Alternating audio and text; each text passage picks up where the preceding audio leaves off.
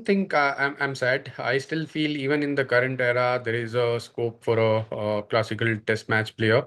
But times have changed. Look, one needs to move on with the time. And if I had to tell anything to a young player, I would definitely say that you should choose playing all three formats of this game because we are seeing more white ball cricket now.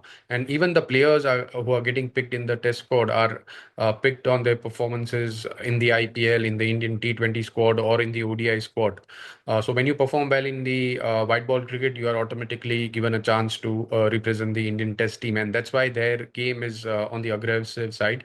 And that is not just in India, but across the world. If you look at the England team, if you look at the Australian team, many of their players are picked from their white ball performance. So the game is moving forward, and we also will have to move forward. So I'm not sad. I still feel that there are players like Abhimanyu Ashwaran, Karun Nair, who are performing well in Ranji Trophy and getting their due credit to represent the Indian Test team. So there is still a scope for players who are doing well in Ranji Trophy and still getting picked in the Test squad. And if they carry on working on their game, I'm sure they will be successful at the highest level. He's one of the best test batter we have currently in the squad. He plays in a conventional way. If you look at his technique, he's one of the now most technically correct player in the Indian team.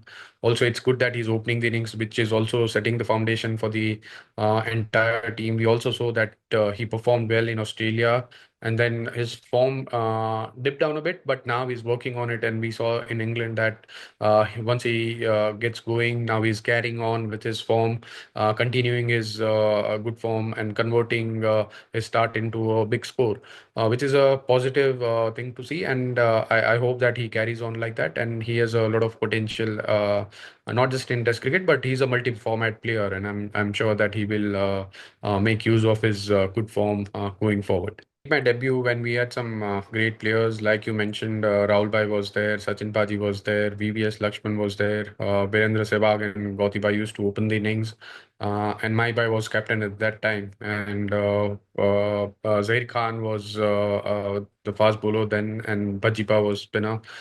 So we had some great players, and Gary Kirsten was coach at that time. So I've learned a lot when I made my debut because when you have so many senior players within the dressing room, you get to interact with them, you try and learn about your game.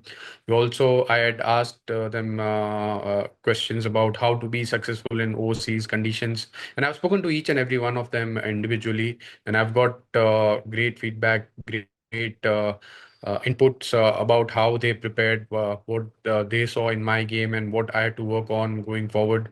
So I was fortunate enough to have played in the Indian team for first 2 3 years, starting from 2010 until 2013, till the time all the great players were part of the squad, and then the Indian team went through a transition. But I've learned a lot from all the senior players. Hard to figure out or point out one player because when you're playing for the Indian team, you have so many friends, so many players whom you have played cricket with, and it starts from a younger age because I've played a lot of under junior cricket. I've played for the under 19 Indian team. Then you start playing for the India A team. So you make a lot of friends, and when you are hanging up your boots, you tend to speak to all your cricketing teammates about the journey. So I'm very thankful to all the players I've played with, and I wouldn't want to just pick one or two players because I'm very fortunate enough to have played cricket for the Indian team with so many great players.